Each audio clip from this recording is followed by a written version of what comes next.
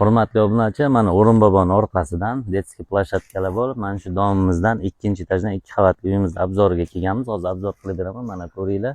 Detskiy plashatka, hamma narsa как положено. Assalomu alaykum hurmatli obunachilar.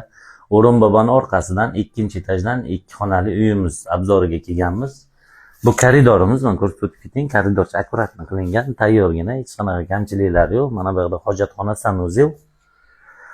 Hojatxona, sanuzel. Bu yerda o'zi koridorcha, mana bu yerda kuxня.